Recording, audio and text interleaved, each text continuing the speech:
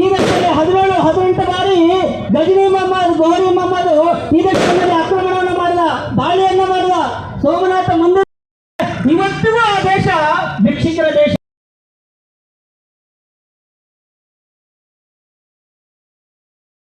ನಾವೆಲ್ಲ ಹಿಂದೂ, ಬಲೋ ಶ್ರೀರಾಮಚಂದ್ರ ಮಹಾರಾಜ್ ಕಿ, ರಾಮ ಲಕ್ಷ್ಮಣ ಜಾನಕಿ, ರಾಮ ಲಕ್ಷ್ಮಣ ಜಾನಕಿ, ಜೈ ಜೈ ಶ್ರೀರಾಮ್. ಕೊನೆಗೆ ವಂದನಾ ಸಿಬ್ಬಂದಿಯವರಿಗೂ ಸಹ ವಿಶ್ವ ಹಿಂದೂ ಪರಿಷತ್ ವತಿಯಿಂದ ನಾವು ಧನ್ಯವಾದ. ನಾವು ಒಬ್ಬೊಬ್ಬರೇ ಊಟ ಮಾಡಿ ಹೋಗಿ ಸಿತ್ಕೊಂಡು ಬಂದು ನಾವು ಪ್ರಯಾಣ ಮಾಡ್ತಿದ್ದೀವಿ. ಆ ದೇಶ ನೋಡಿದ್ವಿ, ಈ ದೇಶ ನೋಡಿ. ರಾಮನ ನೆನೆಸಿದ್ರೆ ನಮ್ಮ ಜೀವ ರಮಯ.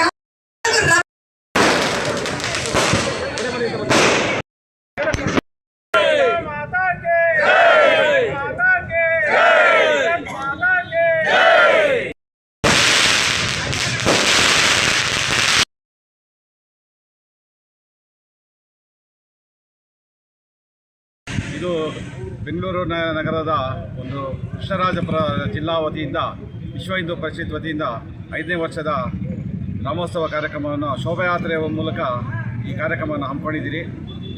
ಐಟೈ ರಾಯರ ಮಠದ ಮುಖ್ಯ ರಸ್ತೆಯಿಂದ ರಾಮತಿ ನಗರ ಮುಖ್ಯ ರಸ್ತೆಯವರೆಗೆ ಒಂದು ಇದು ಸಂಪದಾಗಿ ಈ ವೇದಿಕೆ ಕಾರ್ಯಕ್ರಮದ ಮೂಲಕ ಮುಕ್ತಾಯವಾಗಿದೆ. ಇದು ನಮ್ಮ ಧರ್ಮದ ಮತ್ತು ಹಿಂದೂ ಧರ್ಮದ ಏಳಿಗೆಗೋಸ್ಕರ ಒಂದು ಜನಗಳಿಗೆ ಮಾಹಿತಿ ರವಾನೆ ಆಗಬೇಕು. ನಮ್ಮ ಧರ್ಮದಲ್ಲಿ ಒಂದು ಸಾಂಸ್ಕೃತಿಕ ಕಾರ್ಯಕ್ರಮ ಇದೆ, ಮತ್ತು ಶ್ರದ್ಧೆ ಭಕ್ತಿ ಇದೆ, ಮಾನವೀಯತೆ ಇದೆ. ಈ ದೃಷ್ಟಿಕೋನದಲ್ಲಿ ನಾವು ಈ ಕಾರ್ಯಕ್ರಮನ ಹಮ್ಮಿಕೊಂಡಿದ್ದೀರಿ.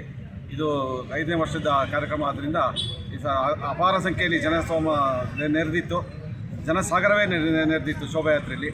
ಈ ಮೂಲಕ ನಾವೆಲ್ಲ ಹಿಂದೂ ಬಾಂಧವರು ಇದೇ ಥರ ನಮ್ಮ ಸಾಂಸ್ಕೃತಿಕ ಕಾರ್ಯಕ್ರಮ ಸನಾತನ ಧರ್ಮವನ್ನು ಎತ್ತಿ ಹಿಡಿಬೇಕಾಗಿ ವಿನಂತಿಸ್ಕೊಳ್ತಾ ಇದ್ದೀವಿ.